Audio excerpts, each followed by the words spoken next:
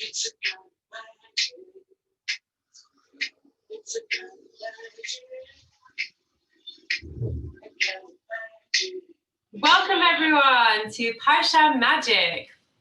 We're here in Egypt in the time of the Chumash, Parshat Shemot. It's around the year 2448 in the Jewish calendar, and there's been some crazy things going on over here. We've had a young boy found in the River Nile, and we don't know where he came from, but he ended up growing up in the palace of the Pharaoh, the king of all of Egypt. And when he grew up, he decided he didn't like the way that his family was doing things. He didn't like the way they were treating the Jewish slaves. And so he ran away, and he ended up being a shepherd. A prince became a shepherd.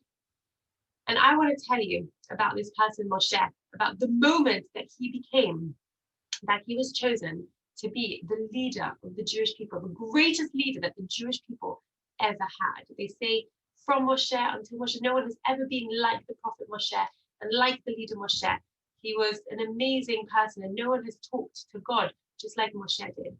And I want to tell you about what happened when he was away being a shepherd in Midian. One day he was doing like all shepherds and taking his sheep for a walk and a stroll to go get some food. And something very strange happened. He noticed something very strange.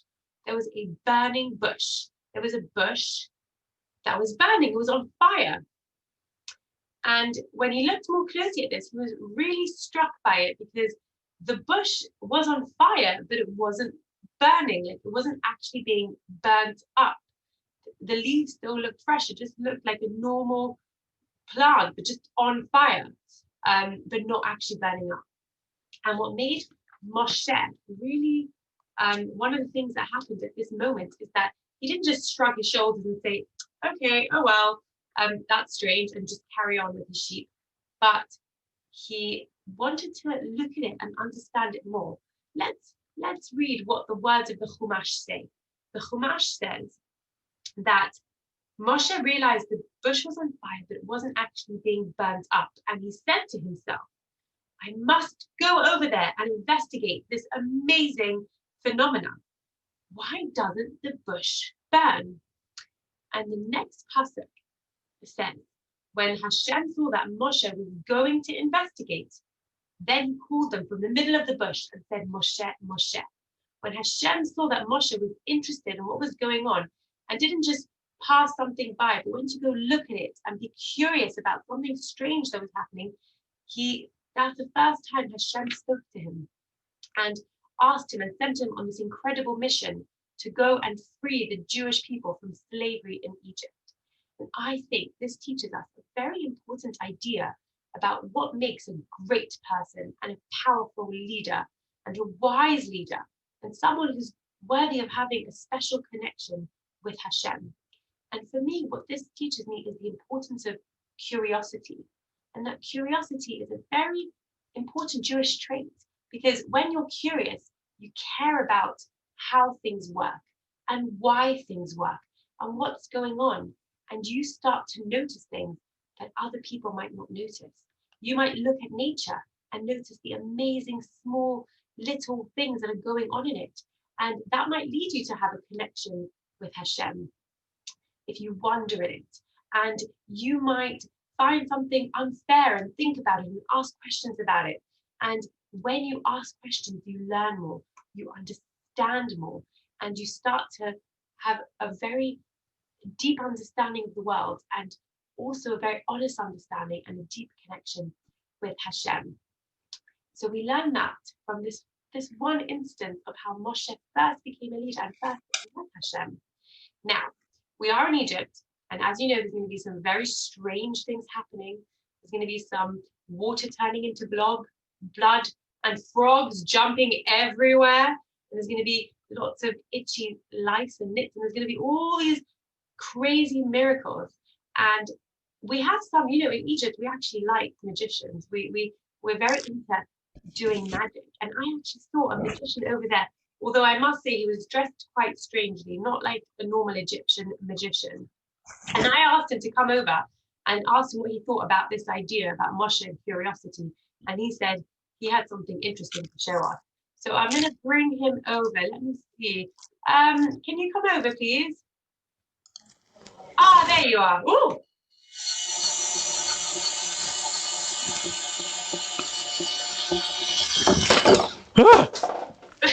I think I've arrived. Hello. Hello. It's me, the Great Yambrini. Ah, welcome. Why are You might you know dressed my so cousin. funny? Why are you dressed so funny? I've come from 2021. It's been quite a journey. Damaged my nice hat on the way. But I am on safari, Great Yambrini. And let's be honest, right now, any year is better than the year I've just come from. So I'm excited to see you. How are things? What's your name again? Rebbetzin, Hadassah. Yeah, I knew that. Okay, now, are you ready for some amazing, curious magic? Good. Watch carefully. What do you see here? Something black. A black coin. Ah, very good. You see, this is called a biscuit. A biscuit. Okay, it's a foodstuff from the late 19th century. Oh, I don't Which think we have those here yet. Yes, it was invented by Mr. and Mrs. Oreo. Oreo, okay. An Oreo biscuit. Got An it. Oreo biscuit, that's right. And you can count, I presume. I hope you can count. How many do you see? I see one biscuit. Just one biscuit, yes, black coin, as you might call it. Now, how many do you see now? I see your hand. Yes, which means you see none. Yeah. Now? None. Now? Not one. This is fun, I could do this all day. And now? None. And what about now? None. None. But wait. Eeny, weeny, great Yambrini. How many do you see now? 2. Magic. Would you like to know how that was done? I'm very curious, yes. Okay, I'm glad you're curious.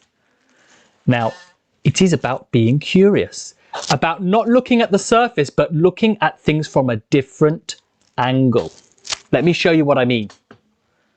Here we have one chocolate coin, also known as a biscuit. But if I turn my hand, you will see the secret. I have another biscuit hiding behind it, sideways. Hello. Yes. You see, from the front, you see one. From the side, there's another one. 2 Oreos. So I always have 2 Oreos. One is just hiding over here. But of course, most people look at things from one perspective, straight on. They're not curious enough to see what else might be going on.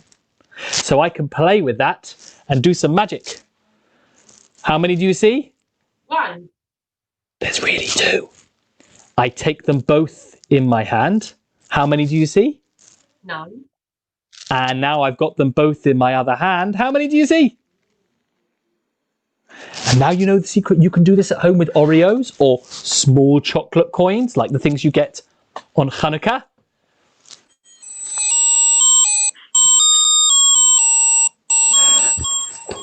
And also, you can do it with small objects like actual coins after Shabbat. So all sorts of amazing things. Now, my erstwhile travel companion, Raish the raccoon, middle name Lakish.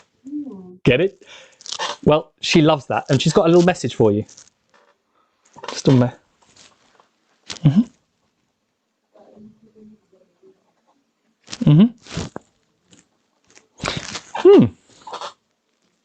Okay. So, Raish said, Shabbat Shalom. Thank you. So you're telling us that in order to be able to do good magic, people need to think about how everyone thinks about things from all perspectives. Oh, well, that ties in beautifully. It's almost as though it was planned. Who would have thought? Unbelievable. Anyway, on that, I'm actually going to eat something. Oh,